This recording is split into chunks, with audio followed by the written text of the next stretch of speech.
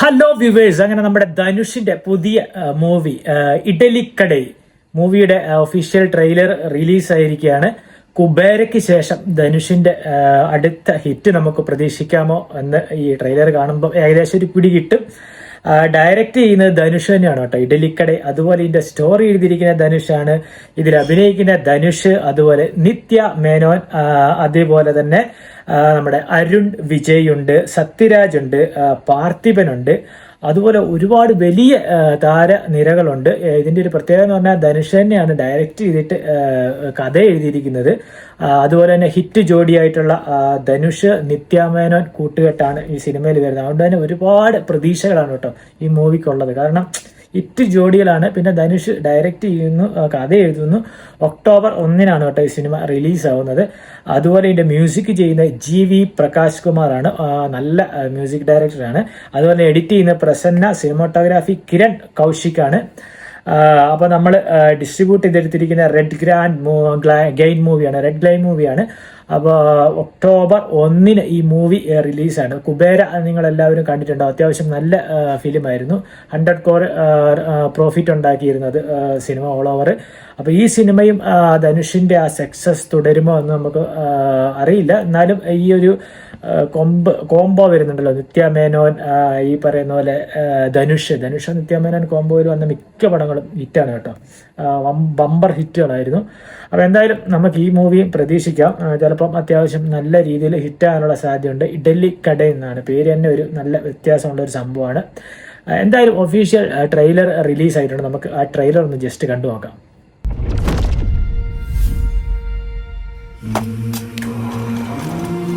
പേര് പോലെ തന്നെ ഇഡലി ബിസിനസ് ആണെന്ന് തോന്നുന്നല്ലോ.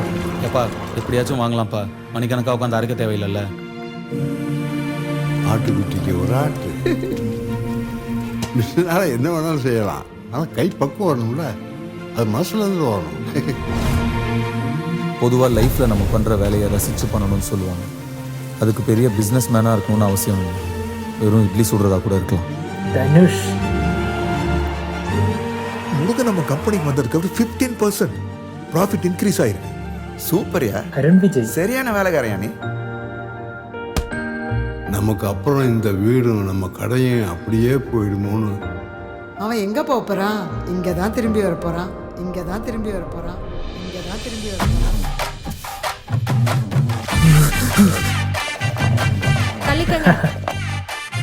நித்யாமேனோன்.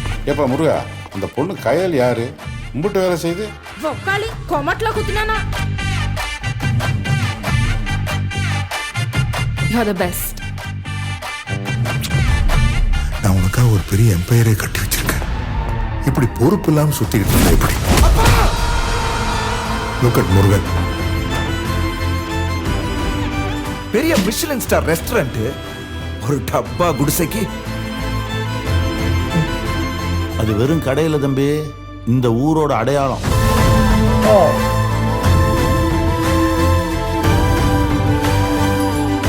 அந்த இட்லி கடை எங்க ஊருக்கே பெரிய சென்டிமெண்ட் சார். அவனை முழுசா அழிக்காம நான் இங்க வர மாட்டேன். வேண்டாம், எட்டனா பேர் நமக்கு அப்பனோட இட்லி கிடைக்காது. அவன் சாகிறதுக்கு ரெடியா இருக்கா.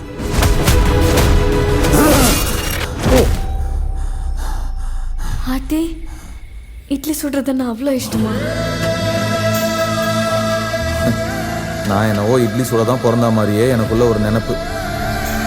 ധനുഷ്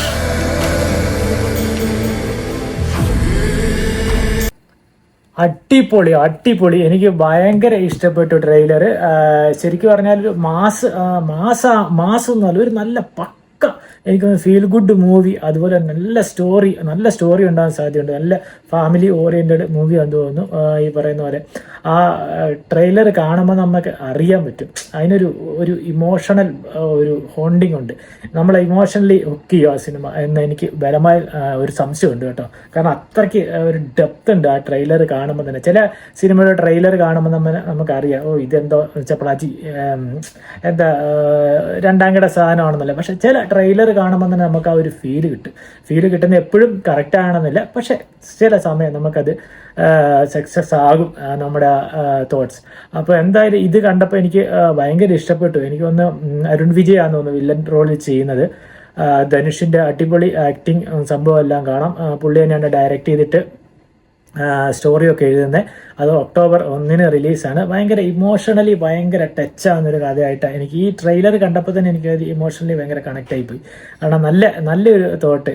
ഈ പറയുന്ന പോലെ ഇഡലിക്കട നടത്തി ചിലപ്പോൾ വലിയ ഈ കുബേര പോലെ വലിയ പിച്ചയെടുത്ത് കുബേരനാവുന്ന പോലെ തന്നെ ഈ പറയുന്ന പോലെ ഇഡലിക്കട നടത്തി കുബേരയാവുന്ന വല്ല സിനിമകളുമായിരിക്കാം, അറിയാൻ പാടില്ല. എന്തായാലും ഒരു ഇതുണ്ട്, ഒരു ലൈഫുണ്ട് ഈ സിനിമയിൽ. ഞാൻ ഈ ട്രെയിലർ കണ്ടപ്പോൾ എനിക്ക് മനസ്സിലായി, എനിക്ക് കിട്ടിയ ഒരു ഫീലാണ് ഈ ഒരു ലൈഫ്. അതിൽ നമുക്കൊരു ലൈഫ് കിട്ടുന്നുണ്ട്. ഒരു സിനിമ അല്ലെങ്കിൽ ഒരു സിനിമയുടെ ട്രെയിലർ, ഇപ്പോഴത്തെ ഒരു കാലഘട്ടത്തിൽ നിന്ന് പറഞ്ഞ ഒരു സിനിമയുടെ ട്രെയിലർ കണ്ടാൽ ആ ട്രെയിലർ ഇഷ്ടപ്പെട്ടിട്ടാണ് പലരും സിനിമയ്ക്ക് പോകുന്നത്. ചിലപ്പോൾ മാസ് പടങ്ങളൊക്കെയാണ് ആ ട്രെയിലർ കണ്ടാൽ നമ്മൾ വാവ് ഫാക്ടർ അടിച്ച് സിനിമയ്ക്ക് പോകാറുണ്ട്. സിനിമയ്ക്ക് പോകുമ്പോൾ ചിലപ്പോൾ ആ സിനിമയിലെ ഉള്ള ബെസ്റ്റ് സീൻസാണ് നമ്മൾ ഈ ട്രെയിലറും ടീസറിലും ഒക്കെ ഇടുന്നത്. അപ്പോൾ അത് മാത്രമേ സിനിമയിൽ ഉണ്ടാവുള്ളൂ. ചിലപ്പോൾ നമ്മുടെ പ്രതീക്ഷ, നമ്മുടെ എക്സ്പെക്ടേഷൻ ഒക്കെ പോകുന്ന രീതിയിലായിരിക്കും ആ സിനിമ തിയേറ്ററിൽ വരുമ്പോൾ ഉണ്ടാകുന്നത്. പക്ഷെ ചില സിനിമകളുണ്ട്, നമുക്ക് നമ്മുടെ പ്രതീക്ഷകൾക്കും ഡബിൾ ആയിട്ടുള്ള എക്സ്പെക്ടേഷനോടുകൂടി നമ്മൾ പോയാൽ കൂടെ നമുക്കത് ഫെയിലാകില്ല. കാരണം അത്രത്തോളം നല്ല സിനിമകൾ നമുക്ക് കിട്ടുന്ന സമയങ്ങളുമുണ്ട്. എന്തായാലും ഇത് കാണുമ്പോൾ ഒരുപാട് കാസ്റ്റ് ഉണ്ട് കേട്ടോ. അതിനകത്ത് ഒരുപാട് സ്റ്റാർ കാസ്റ്റ് ഉണ്ട്. വലിയ ഈ പറയുന്ന പോലെ അരുൺ വിജയ്, ധനുഷ്, നിത്യ മേനോൻ, അങ്ങനെ ഒരുപാട് ആൾക്കാരുണ്ട്. ഈ പറഞ്ഞ പോലെ നല്ല ഫീൽ ഗുഡ് മൂവികളിൽ അല്ലെങ്കിൽ നല്ല ഫാമിലി മൂവികളിലൊക്കെ വന്നിട്ടുള്ള ഒരുപാട് ആൾക്കാരുണ്ട്. ഇപ്പോൾ 3 BHK എന്ന് പറഞ്ഞിട്ടൊരു തമിഴ് മൂവി ശരത് കുമാറിൻ്റെ വന്നല്ലോ. ആ മൂവിയിലൊക്കെ ഈ പറഞ്ഞ പോലെ നല്ലൊരു ഇമോഷണൽ ആയിട്ടുള്ള ഒരു ആൾക്കാരെ പിടിച്ചിരുത്താൻ പറ്റുന്ന രീതിയിലുള്ള ഒരു കഥയായിരുന്നു അത്. അതിനുള്ള ഒരു എന്താ പറയണ്ടേ, ബാക്ക്ഗ്രൗണ്ട് സ്കോർ ആണെങ്കിലും ആക്ടിങ് ലെവലിൽ നോക്കിയാലും ഒക്കെ ഒരു നല്ലൊരു ഓഡിയൻസുമായിട്ട് കണക്റ്റ് ആകുന്ന ഒരു കഥയായിരുന്നു സംഭവം. അപ്പോൾ ഈ ഒരു ട്രെയിലർ കാണുമ്പോഴും എനിക്ക് പെട്ടെന്ന് അതാ ഓർമ്മ വന്നത്. പിന്നെ നമുക്ക് ആൾക്കാരുമായിട്ട് കണക്റ്റ് ആകണം. ഏതൊരു സിനിമയാണെങ്കിലും ആ സിനിമ ഹിറ്റാകുന്ന ആൾക്കാരുമായിട്ട് ആ സിനിമയിലെ ഇമോഷണൽ രംഗങ്ങൾ അല്ല ആ സിനിമയിലെ ക്യാരക്ടറുകൾ കണക്റ്റ് ആകുമ്പോഴാണ്. അപ്പോൾ ഈ ട്രെയിലർ കാണുമ്പോൾ തന്നെ എനിക്ക് ഭയങ്കര ഇഷ്ടപ്പെട്ടു. എനിക്ക് എന്തോ ഒരു വല്ലാത്തൊരു പോസിറ്റീവ് എനർജി, ഒരു നല്ല പടമായിരിക്കും എന്നൊരു തോന്നൽ.